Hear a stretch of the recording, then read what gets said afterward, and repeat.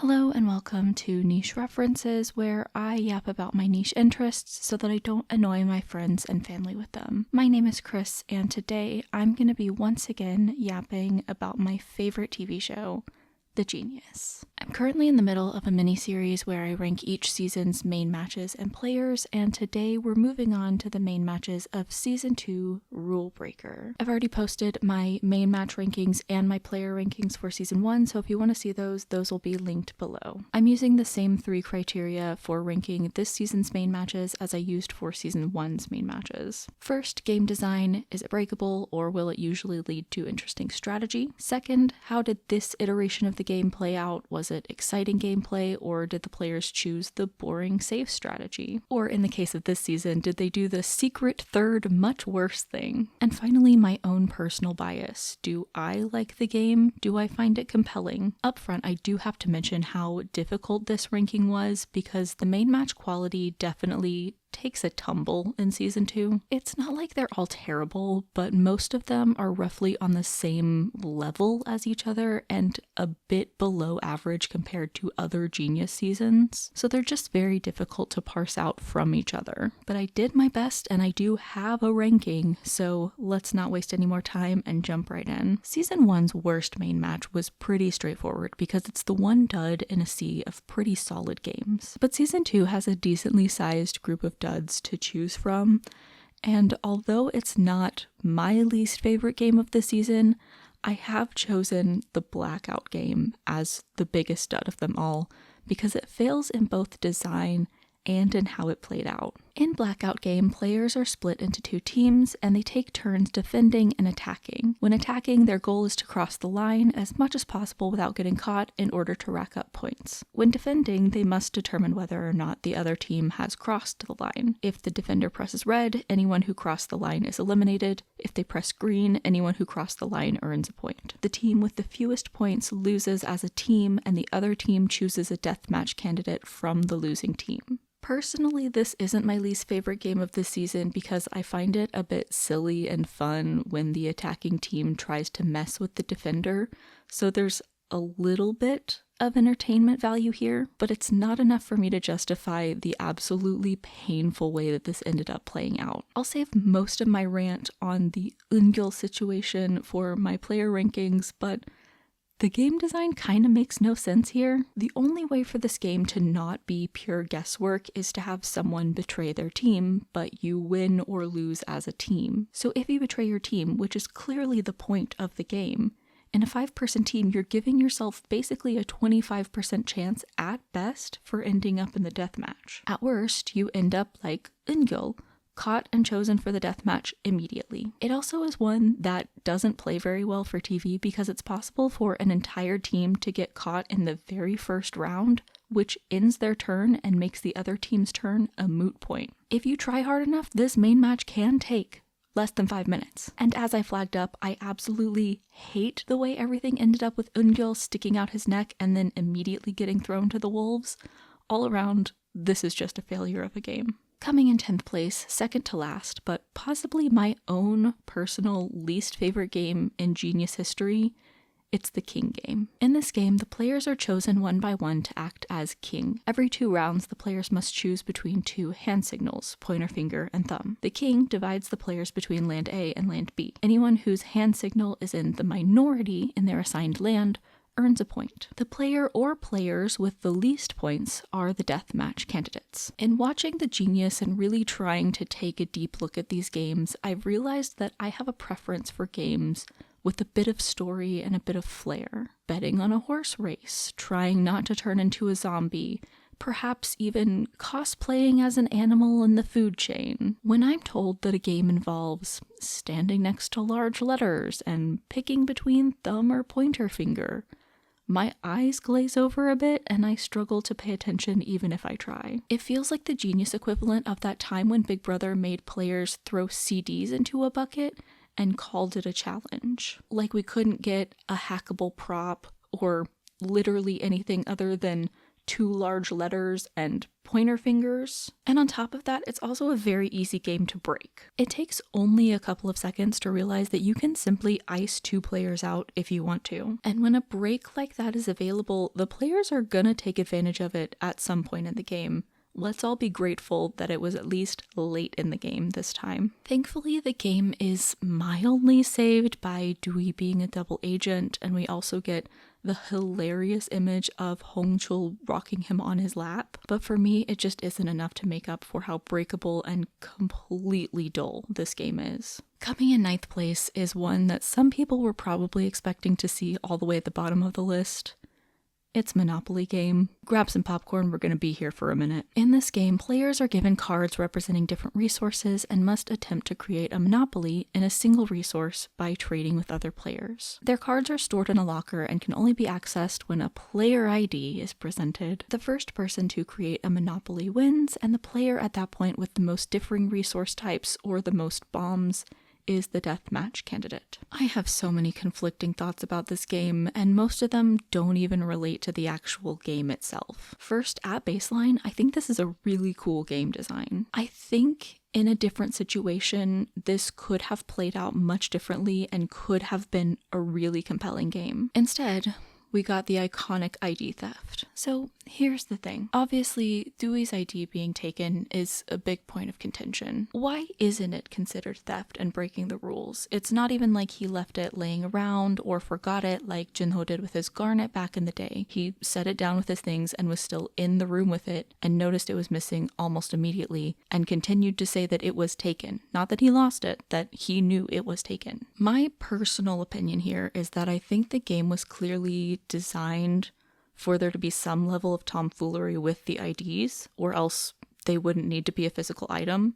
People could just walk up to the locker and take out their cards. I think the producers obviously meant for the players to mess around with ID ownership and probably use each other's IDs. And because the game was designed for IDs to change hands, I think it made it hard for them to claim this as outright theft and as against the rules on like the production side. That said, on a personal level, I think I expect a certain level of sportsmanship and fair play from Genius players. I don't have a problem with the ID being taken, and I wouldn't have a problem with the ID being briefly used to check Dewey's cards, or maybe even make a trade or two, before returning it to him and actually allowing him to play the game. Where I felt that it got a little bit nasty is when he directly asks Eungyeol and Jiwon for it, and they claim they didn't have it and refused to return it to him until it was too late to play the game at all. To me, that's where things start to get outside of the spirit of the genius. What else is he supposed to do? Search their physical person? I certainly don't think it's nasty enough for Eungyeol and Jiwon to get the backlash that they got, and I'm not even sure I can argue that it's strategically a bad move. It just starts to feel a little icky,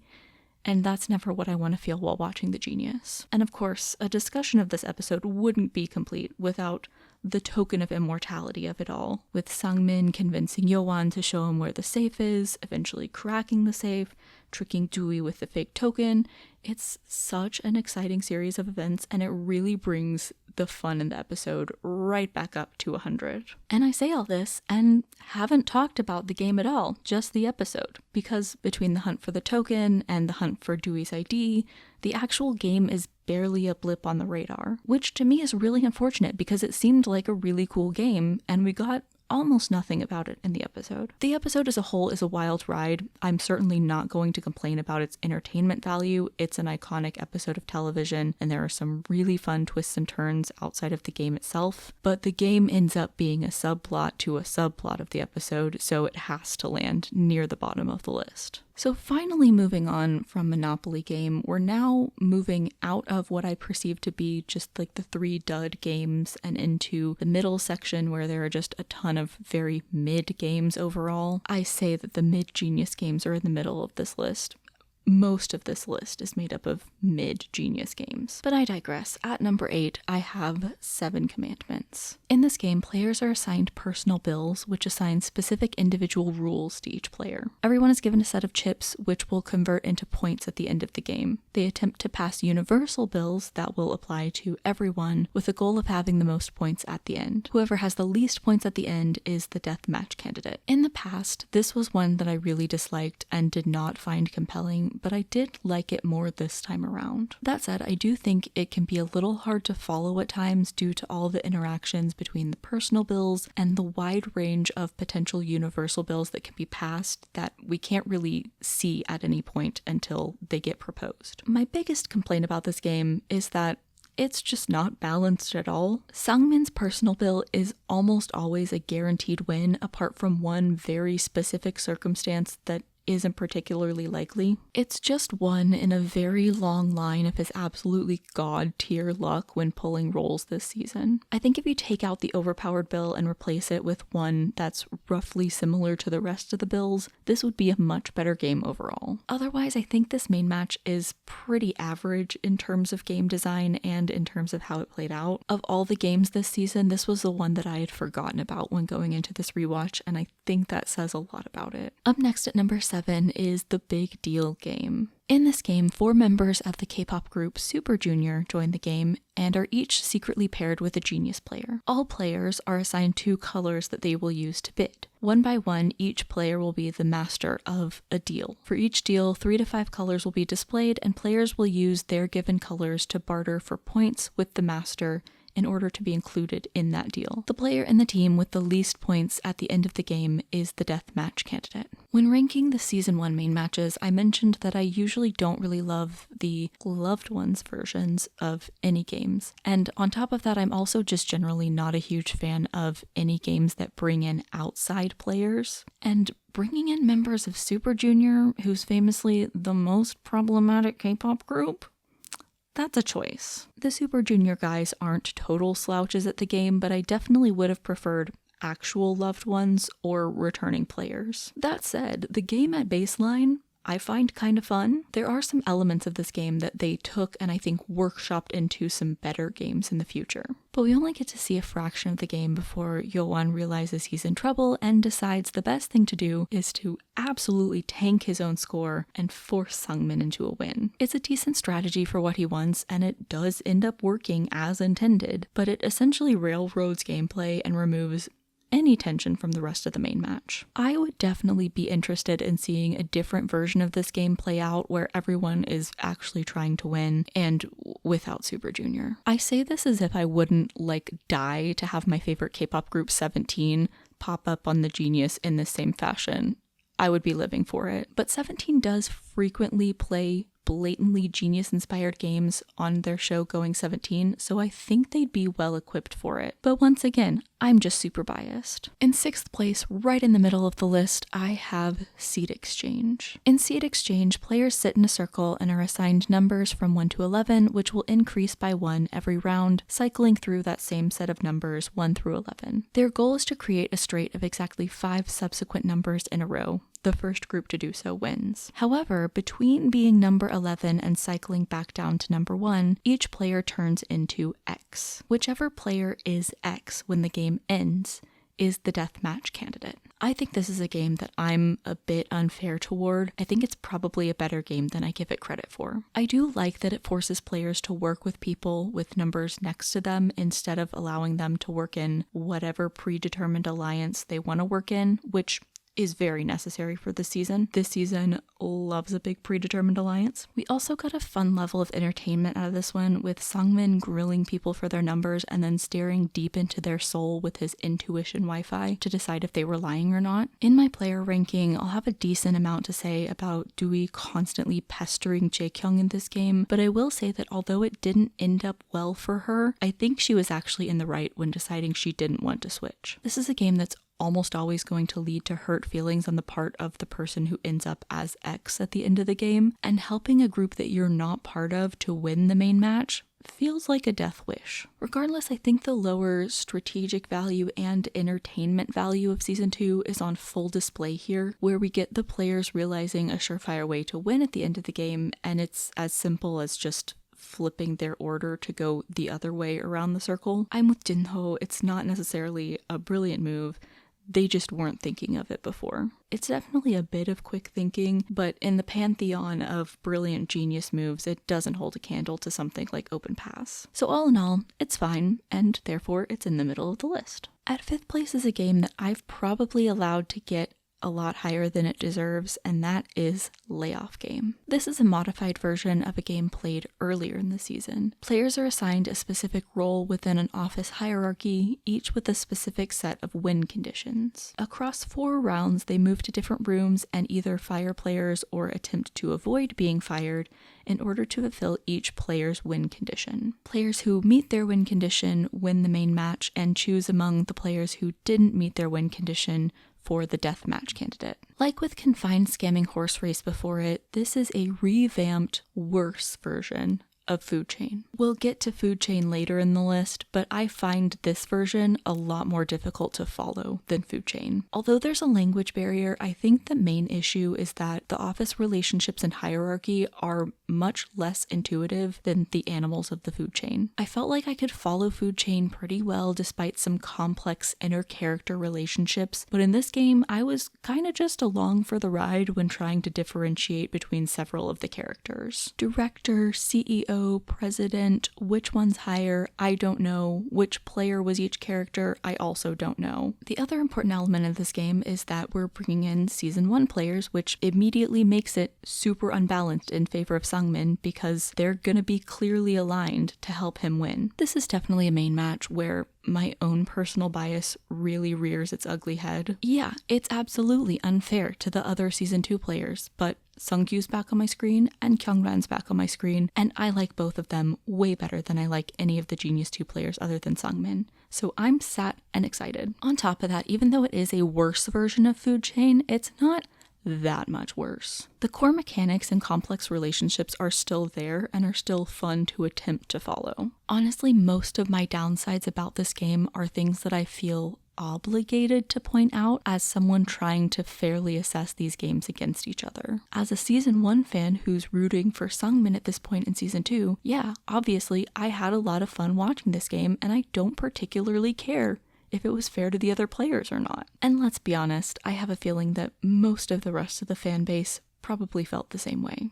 At number 4, I have God's Judgment. In this game, players roll dice and attempt to roll the numbers that they have bet on. They're given 2 dice to start and can also purchase additional special dice with fewer numbers on them. I think this game placing as high as it does is a testament to how mid all the games this season are, because this game has a little strategy mixed with a lot of entertainment and a lot of pizzazz. I think the only real downside to this game is simply in how much everyone had to spend to get the dice. Hongchul is so right when he says the real winner was Bandage Hyung for taking all their garnets. Very few things in the Genius get me hype quite like a hackable prop.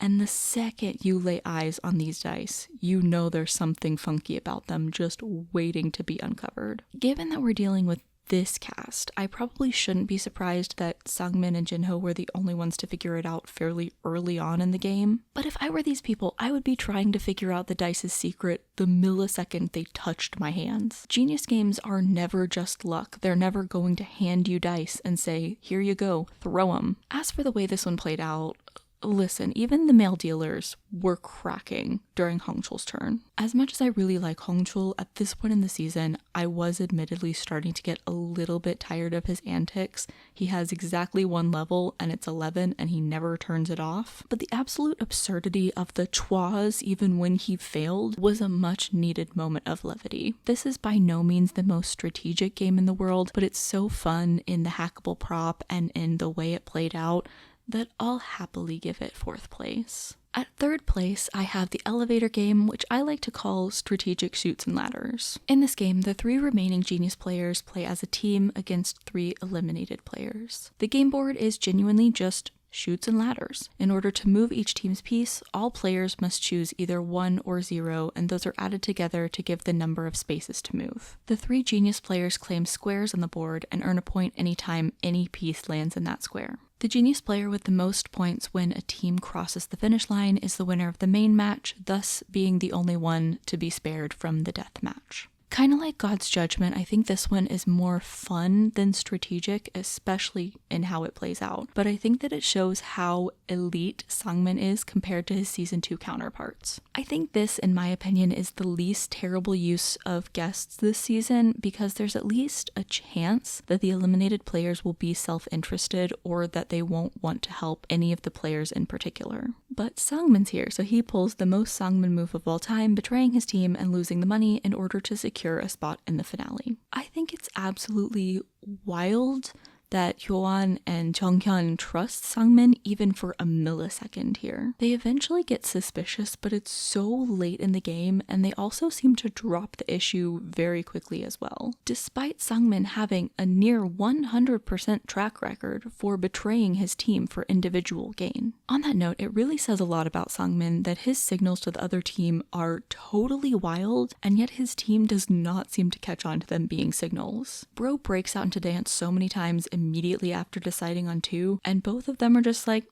that's just Sangmin being Sangmin, it's definitely not a signal to the other team. My personal favorite part is him bonking himself on the head so many times that he gives himself a headache. The things that this man does for our entertainment, bless him. Pretty handily in second place without much competition, I have minus auction. In this game, players collect negative numbers in an attempt to end up with the number closest to 0. When a number comes up for auction, a player can either accept it or pass it by playing a chip or a garnet. Whoever ultimately takes that number earns all the garnets and chips used to pass on it. If a player gets subsequent numbers such as -2 and -3, only the better number, in this case -2, will count. At the end of the game, each player's points are totaled, and whoever is furthest from 0 is the deathmatch candidate. This is one of only 2 games this season that I think are really great. I think it came at a very necessary point in the season in terms of garnet disparity. At first glance, the game does seem very unfairly skewed in Sangmin's favor, per usual, but the other players also have the ability to get groupings of numbers in the 20s and 30s, which people like Sangmin will not want, thus earning them a straight that only counts as one number and a lot of garnets and chips along with it. And that's the other good side effect of the game. It helped to redistribute the garnets, especially after God's Judgment, where Sangmin was really the only one who still had a large garnet count. One interesting thing to note about some of the late season games is how Sangmin can frequently fade into the background and easily win the main match, like he does here, while everyone else completely implodes around him. It's very counterintuitive to Sangmin as a character, because he's usually the loudest person in the room. But here we've got Hyoan trying to wring as many garnets and chips from everyone as possible, Eungyeol mostly trying to help him,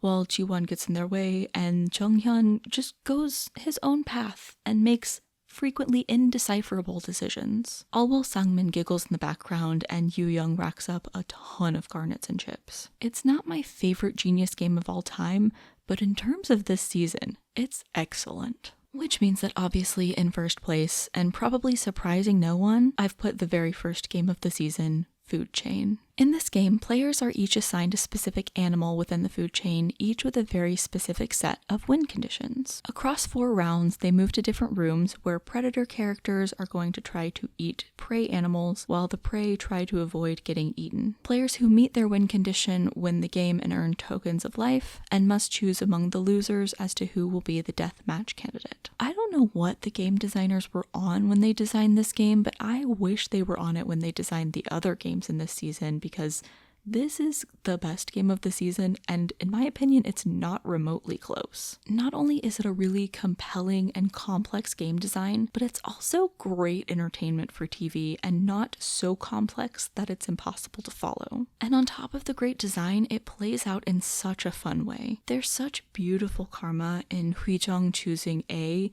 and getting the lion, insisting that he's basically already won the game, and then losing and being chosen for the deathmatch and getting eliminated because how obnoxious and cocky he was. This is truly one of those beautiful defeats that the Genius tagline was talking about. This is also another very fun instance of Sungmin's wild luck because he draws the snake, which in my opinion is the most OP role in the game. Plus you have Junghyun stumbling his way into a win by guessing that the eagle would win. The character interactions are really cool, and the loophole where the last prey animal will always be immune is a really fun wrinkle, especially given that the players didn't figure it out in advance and only discovered it when they tried to kill the last prey animal. Food Chain is just a perfect storm of being a very well designed and entertaining game that also plays out in perhaps the most perfect way possible for a first episode. So that is my ranking of the main matches of Season 2 of The Genius Rule Breaker. Like I mentioned, this was much harder than Season 1. I'm hopeful that the Season 3 main matches will be easier, but